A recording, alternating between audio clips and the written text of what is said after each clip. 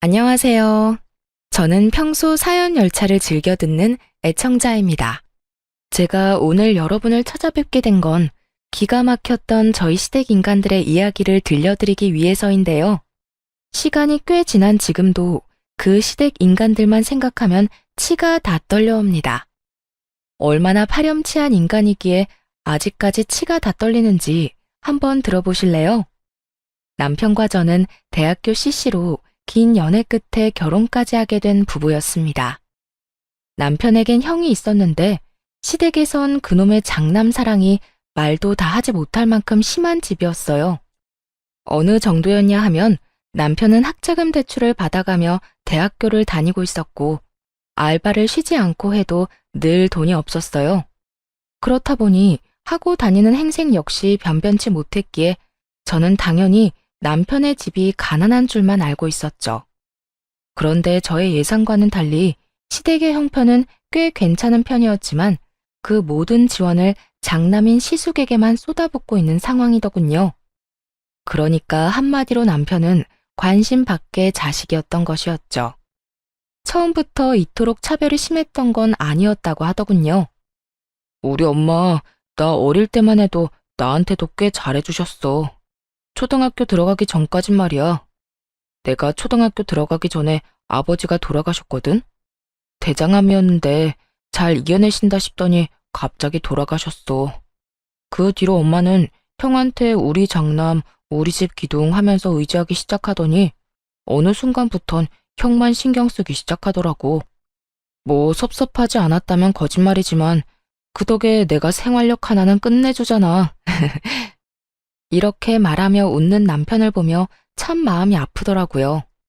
이렇듯 남편이 혼자 벌어 학교를 졸업하는 사이 시숙은 그야말로 엘리트 코스를 밟으며 아르바이트 한 번 하지 않고 유학까지 다녀온 상태였죠. 신문은 입만 뗐다 하면 장남이라는 이유로 시숙을 치켜세우기 바빴고요. 연애하는 내내 비교당하고 없는 사람 취급당하는 남편을 보며 안쓰러운 마음이 듦과 동시에 더욱 남편을 사랑하게 되었고 전 이런 남편의 사정을 숨김없이 친정에 알리고 결혼을 하고 싶다고 했습니다. 아빠, 나 그 사람 행복하게 해주고 싶어. 내가 그 사람 곁에서 진정한 사랑이 뭔지 알려주고 싶어. 그러니까 허락해줘. 우리 딸이 이렇게까지 말하는데 당연히 허락해줘야지. 아빠는 우리 딸 안목을 믿는다. 네가 이렇게까지 말하는 데는 그만한 이유가 있을 거야. 고마워요, 아빠. 나 진짜 행복하게 잘 살 자신 있어. 그래, 네 이야기 들어보니 그 녀석 많이 외롭게 큰 것 같은데 사랑 많이 받고 자란 네가 많이 아껴주고 사랑해주거라.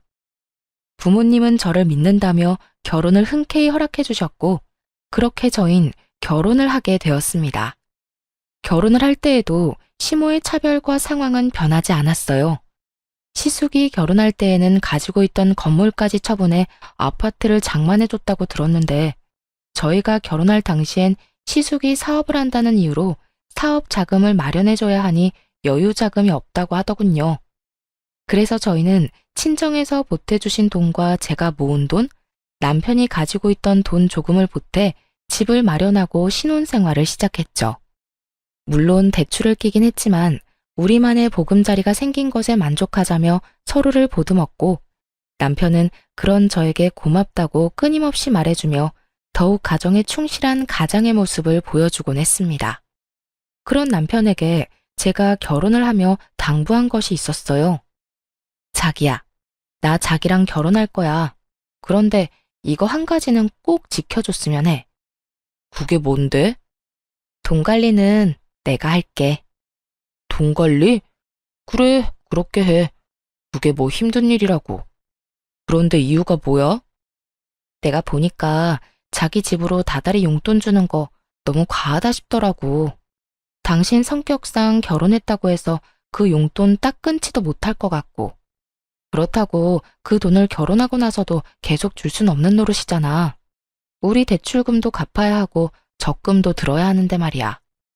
그래서 내 핑계를 대라고 내가 관리한다는 거야.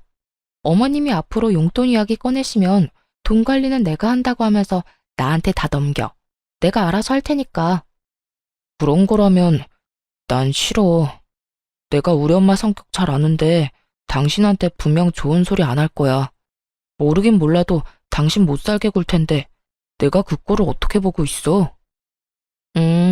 괜찮으니까 그냥 보고만 있어. 자기는 보고만 있는 게 도와주는 거야. 나 몰라? 내가 돈을 깔고 앉아 있어야 우리 가정이 비로소 평화로워지는 거라고. 그러니까 당신은 내가 도와달라고 할 때까지 그저 지켜만 봐. 끝까지 반대하던 남편은 경제권은 모두 저에게 넘기겠지만 모든 화살은 저에게 넘기지만은 않겠다며 이젠 가정도 생겼으니 할 말은 하고 살겠다고 하더군요. 그렇게까지 하겠다는데 제가 뭐라고 하겠어요?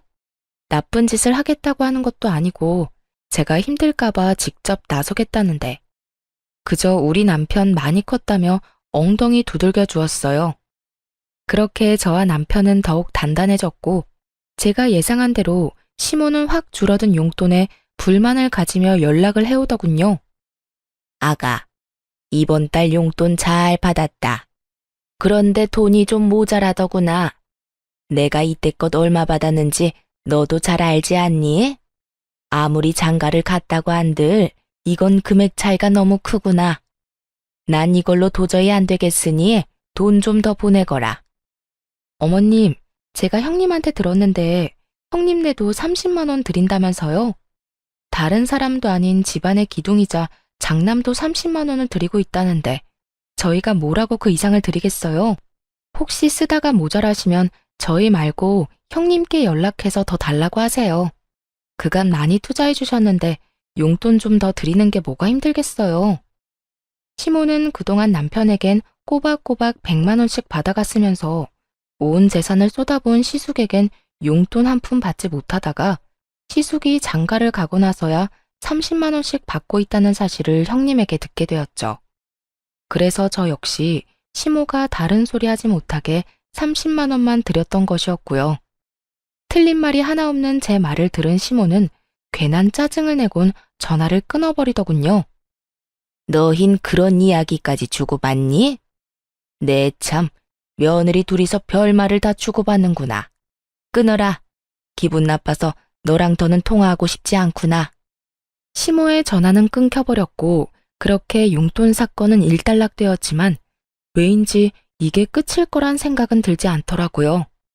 도리어 시작일 수도 있단 싸한 기분마저 드는 것이 불안한 생각을 지울 수가 없었어요.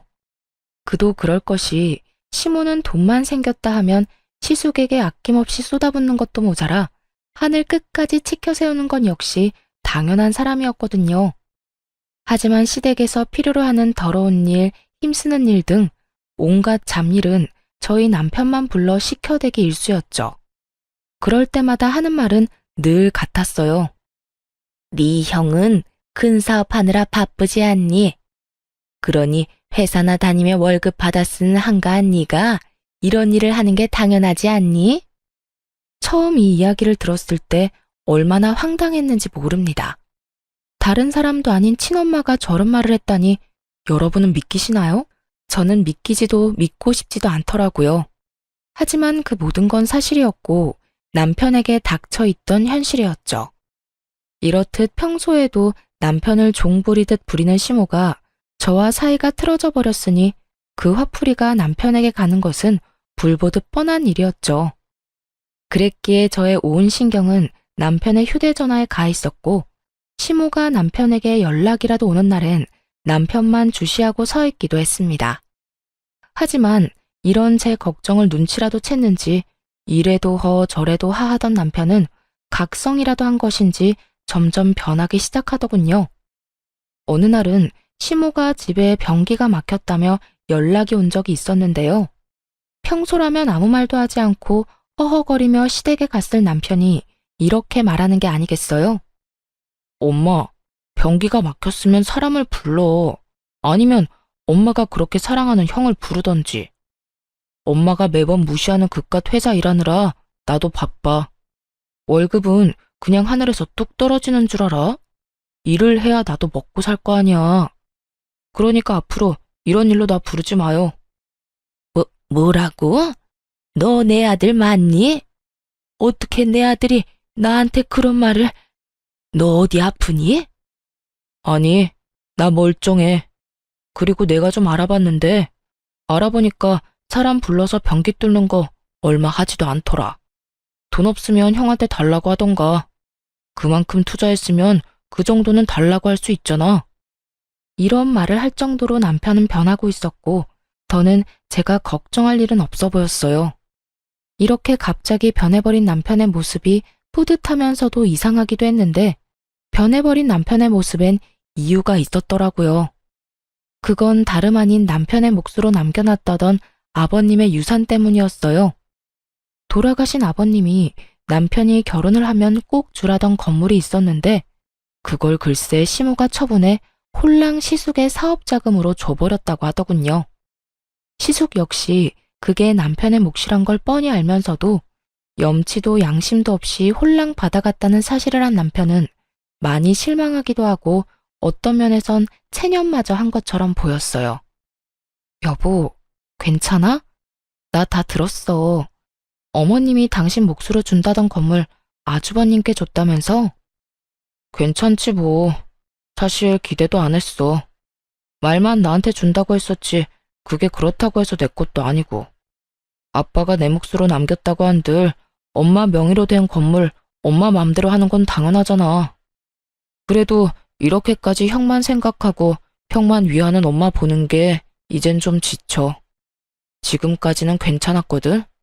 그런데 나 당신 집에 가서 장인어른 장모님한테 부모 사랑이란 걸 받아보니까 아, 이런 게 부모님 마음이구나.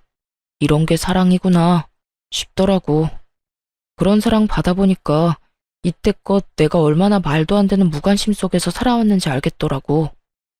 여보, 너무 속상해하지 마. 지나간 일이야 어쩔 수 없지만 앞으론 내가 당신 많이 사랑해줄게. 나만 믿어. 내가 사랑도 많이 주고 그까짓 건물도 내가 돈 많이 벌어서 사줄게. 물론 대출은 같이 갚아야겠지만. 어이구, 말만 들어도 행복하다. 하여튼 나 이제 엄마나 형한테 큰 기대도 마음도 쓰지 않을 거야. 더는 상처받는 것도 싫어. 앞으론 나 자신하고 당신만 생각하고 할 말도 다 하고 살 거야. 그러니까 이제 당신이 내 뒤에 숨어. 내가 지켜줄 테니까. 든든하다, 우리 신랑. 앞으로 우리 힘내자. 남편은 각성이란 걸 해버린 듯 했고, 그런 남편의 모습에 시모와 시숙은 불만을 품기 시작했어요. 어느 날은 시숙이 집에 왔다며 저희까지 당연하듯 집으로 부르더라고요. 시댁으로 갔더니 형님은 친정에 일이 있어서 오지 못했다고 했고 시숙과 시모만이 저희를 기다리고 있더군요. 저녁을 먹자고 해놓고선 재료 준비는커녕 준비할 의지도 보이지 않는 시모를 보며 전 체념을 하고 주방으로 들어가던 그때였어요. 주방으로 들어가는 저를 잡아세운 남편이 시모에게 이렇게 말하더군요. 엄마, 저녁 먹자고 부른 거 아니었어? 그렇지. 시간이 몇 시인데 저녁 먹자고 불렀지. 점심 먹자고 불렀겠어? 시모는 고개를 갸우뚱하며 남편이 그런 질문을 하는 의도를 전혀 모르겠다는 듯 대답했고 남편은 그런 시모를 보며 더욱 화가 난다는 듯 날이 선 목소리로 말하더군요. 그런데 왜 아무것도 없어? 엄마 말대로 지금 시간이 7시가 다 돼가는데 일하는 사람들 불러놓고 아무것도 해놓은 게 없으면 뭘 어떻게 먹자는 거야? 뭘 어떻게 먹긴. 지금부터 우리 며느리가 차리면 되잖아. 아가, 들었지? 벌써 7시가 다 돼간다. 얼른 차리려무나. 우리 장남은 적어도 7시 30분 전까진 밥 먹여야 하니까 서둘러. 제가 무슨 시댁 파출부도 아니고 이게 무슨 상황인가 싶더라고요. 제가 노는 사람도 아니고 퇴근하고 급히 왔는데 시간까지 정해주며 제 남편도 아닌 시숙을 위해 밥을 차리라고 하니 체념됐던 마음에 화르르 분노의 불씨가 커진 듯 이건 아니란 생각이 들었어요. 남편 역시 이런 시모의 태도에 적잖게 화가 난 듯 시모의 말에 반발하고 나서더군요. 엄마, 이 사람도 이래. 이 사람도 지금 퇴근하고 바로 오는 길이라고. 그런 사람이 왜 여기까지 불려와서 형 밥상까지 차려야 해? 그거야, 당연히 우리 집에 시집 온 내 며느리니까 그렇지. 그리고 너 말 진짜 웃기게 한다. 형 밥상이라니. 네 마누라가 밥상 차리면 다 같이 먹는 거지. 우리 장남 혼자만 먹니? 넌 가만히 있어서 뭐하니? 우리 장남 7시 30분 전까진 밥 먹여야 한다는 말 못 들었어? 엄마, 이 사람 이 집 종노릇이나 하려고 나하고 결혼한 거 아니야. 그러니까 앞으로 가족끼리 식사 자리를 가지려거든 밖에서 외식을 하든지, 그게 아니라면 이 사람이랑 나는 부르지도 마. 엄마가 이 사람한테 이런 식으로 대하는 거 나 싫고 불편해요. 남편이 이렇게까지 말하자 시모는 기가 막힌 듯 남편을 쳐다봤고, 그때까지 가만히 있던 시숙이 자리에서 벌떡 일어나더니 호기롭게 남편의 뺨을 날려버리더라고요. 너 엄마한테 말버릇이 그게 뭐야? 네 눈엔 힘든 네 마누라만 보이고 나이 드신 엄마는 보이지도 않아? 시숙은 남편을 향해 비난을 쏟아내기 시작했고, 전 그런 시숙 앞을 막고선 시숙에게 한마디 하기 시작했어요. 아무리 이 사람 말이 과했다고 해도 다 큰 동생 때리는 건 아니죠. 그리고 이 사람 말 중에 틀린 말이 뭐가 있나요? 제가 이 집에 아주버님 밥이나 차려주려고 시집 온 건 아니잖아요. 그렇게 밥이 드시고 싶으셨으면 형님을 친정에 보낼 게 아니라 여기다 불러서 밥상을 차리라고 했어야죠. 재수 씨가 낄 자리는 아닌 것 같은데요. 제가 왜 낄 자리가 아닌가요? 방금 아주버님이 때린 사람이 제 남편인 거 잊었어요? 앞으로 제 남편이랑 할 이야기 있다면 저한테 하세요. 제가 이렇게 따지고 들자 시모가 저에게 노발대발 화를 내기 시작하더라고요. 네가 감히 누구한테 소리를 질러? 우리 장남이 보통 장남인 줄 알아? 얘는 우리 집 기둥이야. 네가 감히 소리 지르면서 따지고 들 상대가 아니란 말이야. 장남 기둥, 이런 거 저는 다 모르겠고요. 아주버님이 제 남편을 때렸고 전 제 남편이 맞았으니 가만히 있을 수만은 없어 이렇게 나선 것뿐이에요. 세상 어떤 마누라가 자기 남편 맞고 있는데 가만히 있을 수가 있겠어요. 그리고요, 어머님, 차별 좀 적당히 하세요. 장남이고 차남이고 둘 다 어머님 아들인데 어떻게 이렇게까지 차별을 하세요? 저는 그야말로 시모에게 쌓였던 말들을 쏟아내버렸고, 그런 제 말을 듣고 있던 남편 역시 한숨을 푹 내쉬더니 시모의 말은 들을 필요도 없다는 듯 이렇게 말하더군요. 여보, 됐어. 나도 이제 지친다. 집에 가자. 엄마, 형, 한동안은 우리 보지 말자. 한동안 나 우리 가족 얼굴 보고 싶지 않아. 이렇게 말한 남편은 저를 끌고 시댁을 나와버렸고, 집으로 돌아온 남편과 저는 최선을 다해 시댁 일을 입 밖에 내지 않으며 지내고 있었어요. 물론 시모의 연락이 오긴 했지만 전 더는 참지 않기로 했기에 시모에게 따끔한 일침을 날려주기도 했죠. 너는 어떻게 그렇게 가고 연락 한 통이 없니? 이렇게 어른이 먼저 전화를 해야 하는 게야. 내가 먼저 사과받으려고 며느리한테 전화까지 해야 하냐니 말이다. 사과요? 무슨 사과요? 저는 사과까지 할 게 없는데요, 어머님. 뭐? 넌 잘못한 게 없다. 이 말이야? 네, 제가 뭘 잘못했는데요? 말이야 바른 말이라고 갑자기 밥 먹자고 사람 불러놓고 저한테 밥상까지 차리라뇨.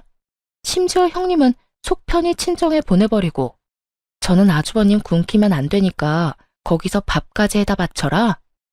어머님, 저 이씨 집안 둘째 며느리이지 어머님 종 아니에요.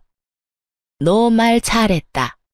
며느리가 시댁에 와서 밥상 차리는 게 이렇게까지 할 일이냐? 며느리가 그까짓 밥 얼마든지 차려드릴 수도 있고 그게 힘든 건 아니죠. 힘든 건 아닌데 전 저를 막 부려먹어도 된다고 생각하는 사람에게 굳이 그런 호의를 베풀고 싶진 않아요. 저도 그 시간까지 일하고 와서 배고프고 힘든데 왜 제가 저를 하찮게 여기는 사람한테 에너지를 쏟아야 해요? 전 싫어요. 전 단호하게 싫다고 했고 시모는 그런 저의 태도에 화가 단단히 난 듯 시모라는 위치를 들먹이며 저를 몰아붙이기 시작하더라고요. 얘가 말하는 것 좀 봐라. 너 지금 내가 시어머니인 건 알고 있니? 알고 그딴 건방진 말을 하는 게야? 시어머니가 하라고 하면 하고 맞는다고 하면 맞는 거지. 뭐? 싫어? 호의를 베풀고 싶지 않아? 네가 네 남편이 네 편 좀 들어줬다고 아주 간이 부었나 본데. 이런 식으로 나오면 누구 손해인 줄 정녕 모르는 게야? 이걸 협박이라고 하는 건지 그 협박 참 하찮다고 느껴졌어요. 전 이 하찮은 협박질이나 해대는 시모에게 지고 싶지 않았고, 그래서 그런 시모에게 더욱 나를 세우며 맞서게 되었습니다. 누구 손해일지는 앞으로 두고 보면 알겠네요. 전 이제 어머님뿐 아니라 시댁에도 큰 기대 없고요. 기대가 없어서 그런지 노력할 생각도 신경 쓸 생각도 없어요. 그러니까 어머님도 저희한테 신경 쓰지 말고 늘 하던 대로 아주버님하고 형님한테 신경 쓰고 사세요. 혹시나 어디 편찮으시면 연락은 주시던가요. 아무리 신경 끄고 산다고 한들 병문안은 가봐야 하지 않겠어요? 네 년이 어디서 그딴 말을 짓거리는 게야? 너 당장 집으로 넘어오거라. 어디 내 앞에서도 그따위로 짓거릴 수 있는지 내가 봐야겠다. 기어코 시모의 입에서 년이라는 단어가 나오는 순간 전 더는 이 사람과 대화할 가치가 없다고 생각했고 마지막 말을 하곤 전화를 끊어버렸습니다. 못 가요. 저도 일은 해야 먹고 살죠.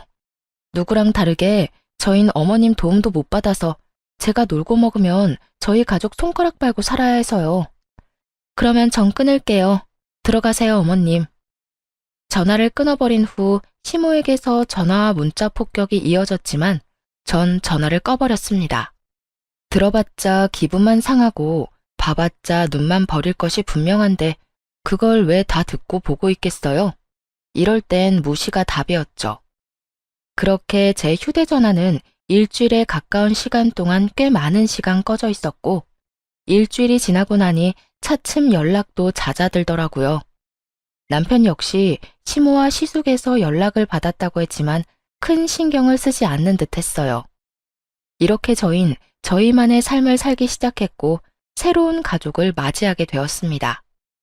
여보, 나 임신했어. 5주 차래. 정말이야? 그게 정말이야? 와, 여보, 나 진짜 너무 좋다. 나 진짜 행복하다. 나 진짜 행복해. 제 임신 소식에 남편은 울더라고요. 만감이 교차하는 듯 엉엉 우는데 그런 남편을 달래느라 혼났네요. 남편은 누구보다 행복해했고 저 역시 그런 남편을 보며 행복했어요. 그 행복함도 잠시 입덧이 심해지며 몸이 날이 가면 갈수록 힘들어지더라고요. 제가 힘들어하니 남편 역시 제 걱정에 회사 일에 집중을 못하고 있었고요. 입덧 기간은 생각보다 길어졌고 남편은 도저히 안 되겠다는 듯 저에게 친정에 들어가서 사는 것이 어떻겠냐고 하더라고요.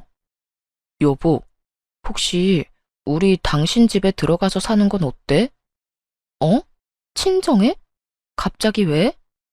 내가 많이 생각해봤는데 아무래도 그게 좋을 것 같아서. 당신 입덧 때문에 많이 힘들기도 하고 내가 출근하고 나면 당신 혼자 있어야 하는데 난 그런 당신 신경이 쓰여서 일도 손에 안 잡혀. 나도 내가 과한 걱정하고 있다는 거 잘 아는데 그래도 어쩌겠어. 당신 남편이 이렇게 팔불출인걸. 그래서 말인데 이 집은 새 주든가 하고 당신 집에 들어가서 살자. 사실 내가 장인어른 장모님께 다 여쭤봤어. 그래도 괜찮겠냐고. 두 분은 나만 괜찮다면 좋다고 하시더라고. 내심 당신이 걱정이었는데 그렇게 해주면 오히려 고맙다고까지 해주셨어. 남편은 이미 저희 부모님들까지 만나 양해를 구한 후였고 말로는 제 의견을 묻고 있었지만 이미 결심이 선 눈빛이었어요. 남편이 괜찮다는데 제가 마다할 이유는 없었고 저흰 그렇게 살던 집은 세를 주고 친정으로 들어가게 되었습니다. 그렇게 배는 점점 불러왔고 친정에서 남편도 저도 부모님의 사랑을 듬뿍 받으며 지내던 어느 날 시모에게서 연락이 왔더라고요. 몸은 괜찮니? 배가 많이 나왔겠구나. 이제 어딜 가나 굳이 임산부라고 말하지 않아도 제가 임산부인 걸 알 만큼은 나왔어요. 잘 지내시죠? 나야 뭐 늘 똑같지. 친정에서 지내고 있다지? 우리 아들이 큰 결정을 했구나. 혹시 내일 시간 되니? 다른 건 아니고 좋은 고기가 들어와서 가족들끼리 모여서 먹었으면 하는데 올 수 있니? 너 몸도 무겁고 하니 첫째하고 내가 다 준비하고 기다리마. 조금은 따뜻해진 시모의 음성에 큰맘 먹고 시댁에 가기로 했고 남편 역시 저에게 이야기를 전해 듣곤 흔쾌히 함께 가자고 하더라고요. 남편은 말은 하지 않았지만 내심 이런 연락을 기다렸는지 조금은 들뜬 모습이더라고요. 여보, 어머님이 내일 집으로 오라고 하시네? 뭐? 엄마가? 전화 왔었어? 왜 또 오라고 하던데? 싫다고 했지? 아니, 간다고 했는데. 왜? 어머님이 좋은 곡이 들어와서 가족끼리 다 모여서 먹고 싶으시대. 나 몸도 무겁고 하니까 음식 준비도 어머님이랑 형님이 다 할 테니 우린 몸만 와서 맛있게 먹기만 하라고 하시던데. 그래? 그러면 가볼까? 이렇게 말한 남편은 콧노래까지 부르며 온 집을 누비고 다녔고 그 모습을 보는 저 역시 참 행복했어요. 그렇게 기대와 행복으로 가득한 밤이 지나고 저흰 약속한 시각에 맞춰 시댁으로 갔습니다. 시댁에 들어서니 시모가 말했던 것처럼 거하게 수라상이 차려있더라고요. 우와, 이게 다 뭐예요? 이걸 두 분이서 준비하신 거예요? 그럼 어머님이랑 내가 솜씨발휘 좀 했지. 배고프지? 얼른 앉아.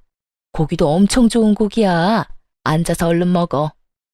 그래, 둘째 얼른 앉아서 먹거라. 임신했을 땐 뭐든 잘 먹어야 너도 아기도 건강한 법이다. 그래요. 재수씨 얼른 앉으세요. 재수씨가 얼른 앉아야 우리도 먹어요. 너도 그렇게 서 있지만 말고 얼른 앉아. 시모를 비롯한 형님과 시숙은 과하게 남편과 저에게 친절을 베풀었고 그런 그들의 모습에서 전 불길한 기분을 지울 수가 없었어요.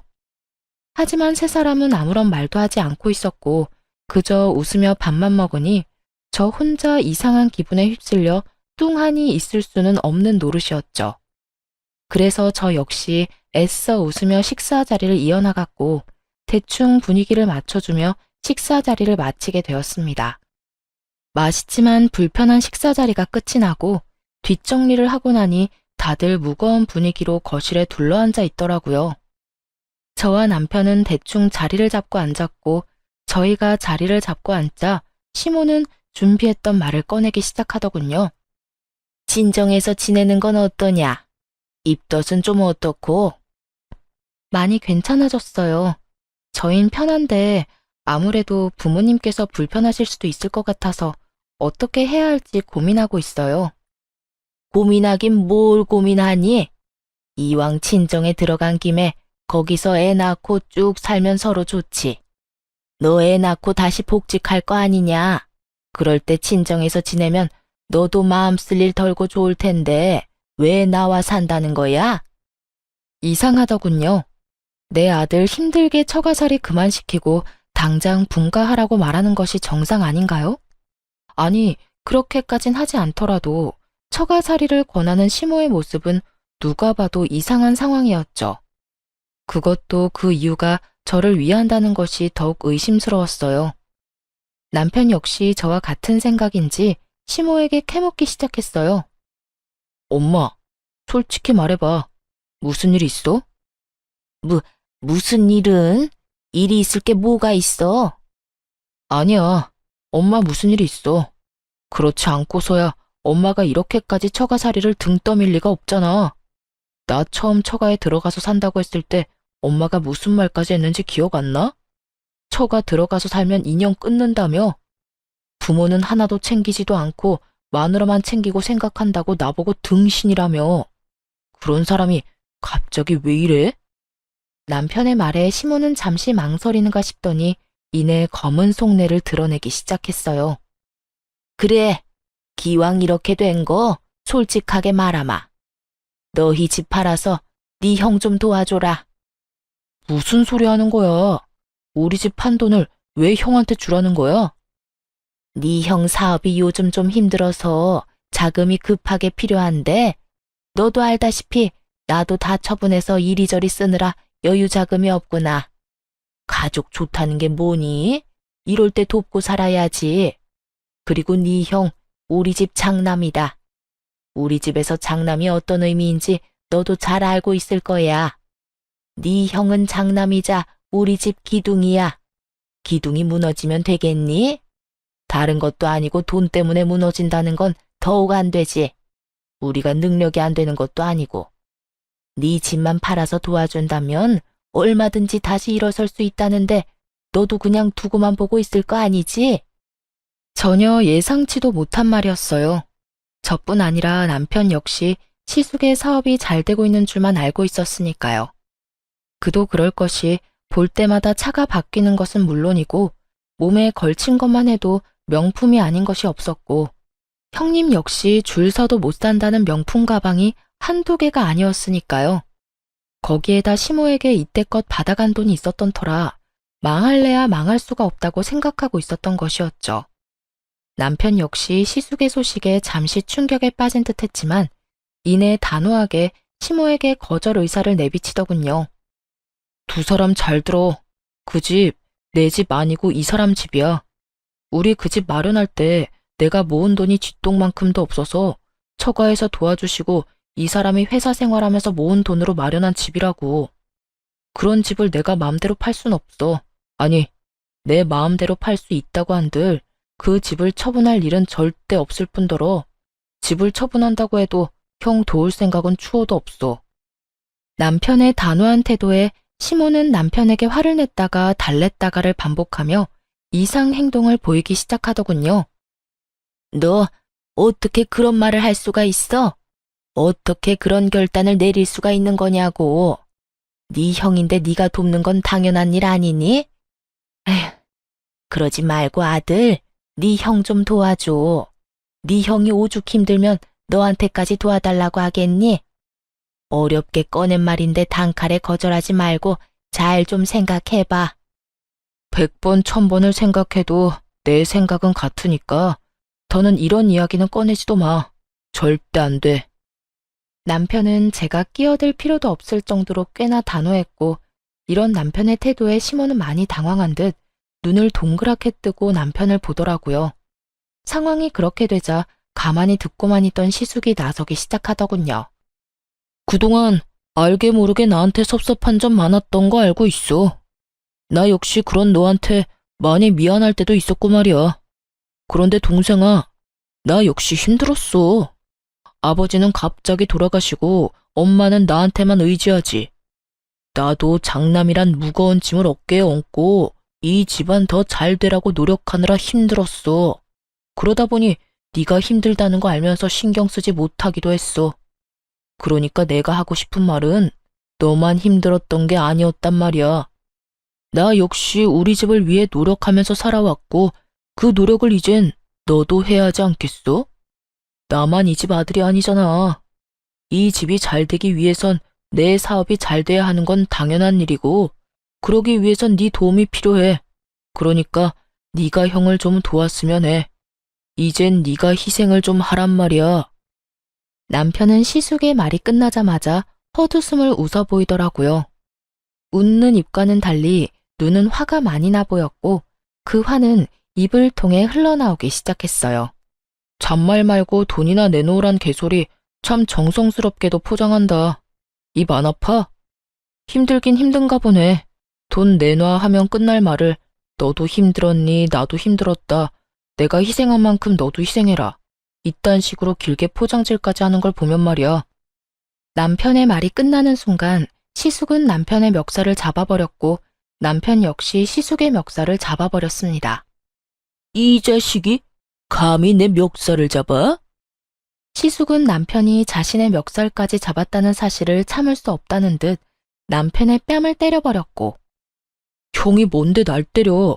난 손이 없어서 가만히 있는 줄 알아? 이렇게 말한 남편 역시 시숙의 뺨을 때려버리며 그야말로 순식간에 난장판이 되어버렸죠.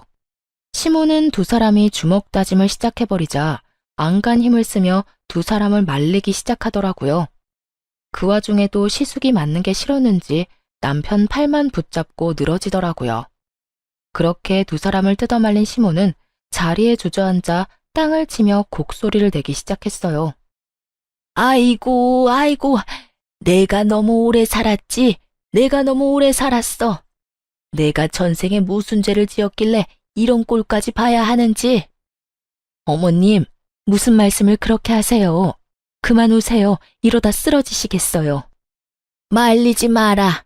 이러다 죽으련다. 내가 이 꼴을 보고 더 살아봤자 뭐 하겠니? 차남이 장남 멱살을 잡는 것도 모자라 주먹질까지 하는 꼴을 봤는데 내가 더 살아서 뭐 하겠어? 어머님, 그런 말 하지 마세요. 시모의 곡소리는 계속되었고 시모를 한참 달래던 형님은 저의 어깨를 툭 치며 시비를 걸어오더라고요. 동서, 도대체 서방님을 어떻게 구워 삶았길래 저렇게 사람이 변한 거야?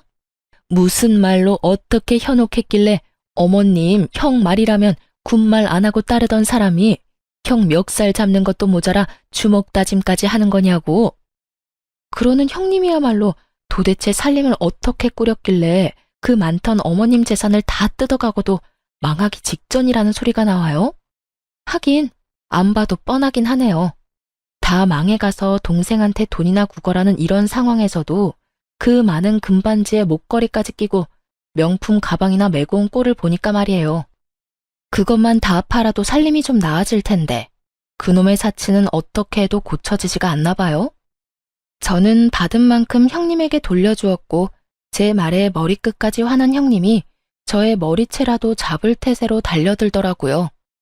전 그런 형님의 행동에 순간적으로 제 배를 꽉 끌어안고선 그대로 형님을 발로 걷어차버렸어요. 형님은 제 발차기 한 방에 고꾸라져 바닥을 뒹굴고 있었고 이런 난리통에도 시모는 오로지 남편을 향한 원망과 욕을 쏟아내고 있더라고요. 이게 다 너 때문이다. 네가 네 형 도와준다는 말만 했어도 이 난리가 났겠어? 그깟 돈 얼마나 된다고 그걸 못 준다고 해서 이 난리통을 만들어. 이 천하의 나쁜 놈, 이 천하의 불효자. 네 형은 우리 집의 기둥인데 당연히 네가 형을 도와야지. 시모의 말은 발악에 가까웠고 그런 시모의 말을 듣고 있던 남편은 이렇게 말을 하더라고요. 나 엄마가 불러줬다고 할 때 내심 기대했었어. 아무리 나한테는 무관심한 엄마였어도 손주는 내심 기다렸구나. 그래서 오늘 우리한테 늦긴 했지만 수고했다, 기특하다 이런 말 한마디 정도는 하겠구나 하면서 말이야. 그런데 그게 다 내 착각이었네. 진작 축하할 생각 따윈 없었고 그저 나한테까지 돈 뜯어내려고 불렀던 거구나. 돈을 뜯어낸다니. 넌 그게 엄마한테 할 표현이니? 그냥 엄마는 가족끼리 돕자는 거야. 하물며 네 형은 우리 집 가장이니까 당연히 가족들이 도와야지. 그놈의 장난 타령 좀 그만해. 그리고 내가 이 집 가족이긴 해? 언제부터 내가 이 집 가족이었어? 난 나 혼자 컸어. 나 혼자 다 해결하고 나 혼자 다 벌어쓰고. 형은 좋은 옷, 좋은 도시락 싸들고 다닐 때 나는 다 해진 옷, 집에서 먹다 남은 반찬 혼자 도시락통에 담아서 다녔다고. 그마저도 없을 땐 그냥 굶었어. 그런데도 내가 가족이야? 누가 그러고 다니라고 했어? 도시락 그까짓 거 싸달라고 하지 그랬어. 엄마, 다른 엄마들은 싸달라고 하기 전에 다들 싸줘. 그렇지 않으면 자기 자식은 쫄쫄 굶어야 하니까. 아, 다 됐어. 다 됐고. 앞으로 저 이 집이랑 무관한 사람으로 살 테니까 다신 연락하지 마세요. 아니, 애초에 없는 사람이다 하고 살아요. 지금까지 그래왔던 것처럼. 제가요, 그래도 마지막으로 엄마를 위해서 한마디만 할게요. 형이 아무리 힘들다고 죽는다고 우는 소리에도 이 집은 넘기지 말고 죽을 때까지 가지고 있으세요. 이 집마저 형한테 넘기면 엄마 오갈 데 없어지는 건 물론이고 한평생 한 번도 해본 적 없는 고생 노후에 다 하게 될 테니까요. 여보, 가자. 저는 남편의 손을 잡고 시댁을 나와버렸고 그 후론 정말 시댁과의 연을 끊고 살았습니다. 한동안 남편의 마음은 뒤숭숭해 보였지만 일정 시간이 지나자 안정을 되찾아가는 듯 했어요. 아니, 도리어 좀 더 밝은 모습을 보이기도 했어요. 그러던 어느 날 잊고 지내던 형님에게서 연락이 오더라고요. 동서, 잘 지냈어? 저야 뭐 잘 지내죠. 그런데 무슨 일이세요?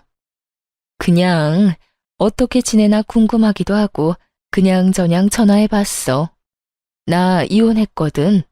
이혼하고 나니까 동서 생각이 나더라고.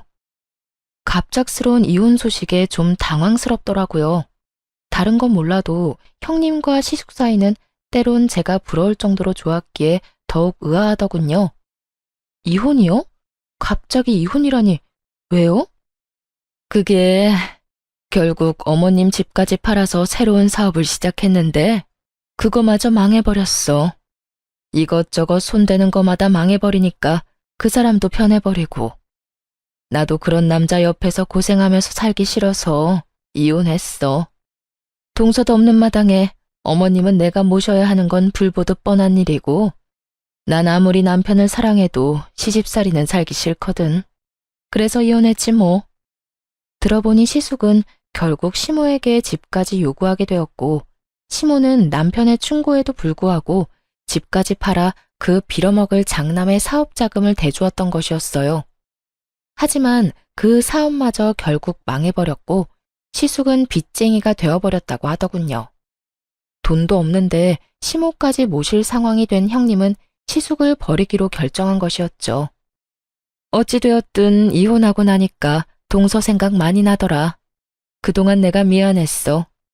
이 말하고 싶어서 전화했어. 그러면 잘 지내. 그렇게 전화는 끊어졌고 그 뒤 시모의 소식이 들어오더라고요. 시모는 그나마 조금의 생각은 있었는지 방 얻을 정도의 돈은 따로 남겨뒀다고 하더군요. 그래서 그 돈으로 작은 집에 월세로 살고 있다는 소식을 들을 수 있었어요. 시숙은 빚쟁이에게 쫓겨다니느라 연락도 되지 않는 상태라고 하고요. 전 이런 소식을 남편에게 알릴까 말까 고민을 하다 남편에게 털어놓기로 했습니다. 여보, 어머님 소식 들었는데 어머님 결국 집까지 다 처분해서 아주버님 사업자금 대주고 지금은 월세 얻어서 혼자 지낸다고 하더라. 아주버님은 사업 망하고 이혼했다고 하고 요즘은 빚쟁이한테 쫓기느라 연락도 안 된대. 그래? 내가 그럴 줄 알았어. 그래서 내가 집만큼은 지키라고 한 건데 하여튼 그놈의 장남이 뭐라고 그렇게까지 하는 건지 난 도저히 이해가 안 된다. 난 당신한테 그렇게 했다는 게 더 이해가 안 돼. 그렇게 생각하면 끝도 없지 뭐. 이미 흘러간 일이고 난 신경 안 써. 그래. 그런데 당신 괜찮아? 어머님 저렇게 혼자 둬도 되겠어? 계속 신경 쓰이지 않을까? 전혀 신경 안 쓰인다고 하면 거짓말이겠지. 그런데 그렇다고 해서 모시고 산다거나 다시 왕래하고 살고 싶을 만큼 신경 쓰이진 않아. 그런 감정도 남아있지 않고. 난 내가 할 수 있는 도리는 다 했다고 생각하고 그만큼 내가 할 수 있는 최대한의 노력 역시 다 했다고 생각해. 그러니까 앞으로는 나를 위해, 당신을 위해 살 거야. 그래, 당신이 그렇다면 나도 신경 쓰지 않을게. 그래, 신경 쓰지 마. 우리 엄마 그렇게 약한 사람 아니야. 살 곳 있으면 다 된 거지 뭐. 먹고 살 게 없으면 뭘 해서든 먹고 살 방도를 찾을 사람이니 우린 우리만 신경 쓰면서 잘 살자. 그 후론 저희 시댁 이야기는 전혀 꺼내지 않았고 시간은 흘러 무사히 아기를 출산했습니다. 저흰 여전히 친정에서 지내고 있어요. 출산을 하고 아기가 밤낮 없이 울어대는 탓에 행여 부모님이 힘드실까봐 다시 나갈까 고민했었는데 이런 고민을 하고 있다는 사실을 안 부모님이 저의 앞으로 맞고 서서 이렇게 말씀하시더라고요. 나가긴 어딜 나가? 내가 우리 손주 앉는 날만 기다리며 너희 닭살 떠는 꼴을 보면서도 참고 살았는데. 그러게 말이에요. 너희 닭살 떠는 꼴이 보기 좋아서 참고 산 줄 아니? 다 우리 손주 품에 끼고 살려고 참을인 새기면서 참았어. 드디어 우리 손주가 이렇게 왔는데 어딜 쏙 데리고 나가려고? 아니, 저흰 장인어른 장모님 힘드실까봐 그렇죠. 저희야 여기서 계속 살면 좋죠. 아시잖아요. 제가 장인어른 장모님 부모님처럼 생각하는 거. 그런데 애가 울어도 너무 우니까 죄송해서. 그런 소리 하지 말게. 애가 울어서 애지. 울지 않고 웃고만 있으면 그게 무슨 애야. 그러니까 그런 말 하지 말고 조금 더 이 집에서 살아. 나도 뒤늦게 아들도 생기고 손주도 생겨서 행복한 이 기분 더 느끼고 싶으니까. 부모님은 저희를 붙잡아 주셨고 그 덕에 저흰 친정에서 지내며 더욱 행복한 나날들을 보내고 있습니다. 남편은 이제야 자신에게도 진정한 부모님과 가족이 생겼다며 더없이 행복하다고 해주고 저 역시 그런 남편을 보며 행복을 느낍니다. 요즘 제가 남편을 너무너무 사랑하는 것이 확실하다는 걸 느낍니다. 이토록 사랑하는 남편을 앞으로도 더욱 행복하게 만들어주기 위해 더 열심히 사랑하며 잘 살아보려고요. 저의 긴 사연도 끝이 났네요. 처음 사연을 쓰기로 마음먹었을 때 이런저런 생각이 많이 들었어요. 아무래도 부모와의 연을 끊는다는 것이 자랑할 만한 일도 아니고 듣기 좋은 이야기도 아니니 고민이 많이 되더라고요. 하지만 사연 열차에서 여러 사연들을 들으며 여러분이 그렇듯이 저 역시 깨달은 바가 컸기에 저도 용기를 내 사연을 쓰게 되었어요. 제 사연으로 누군가에게 깨달음까진 줄 순 없겠지만 저와 비슷한 일로 힘들어하시는 분께 다른 길도 있다는 걸 알려드릴 순 있을 테니까요. 부디 제 사연으로 누군가에겐 작은 용기라도 줄 수 있었으면 한다는 바람을 마지막으로 저는 물러가 볼게요. 저의 긴 사연을 끝까지 들어주신 모든 분들 감사합니다. 모두 행복하세요.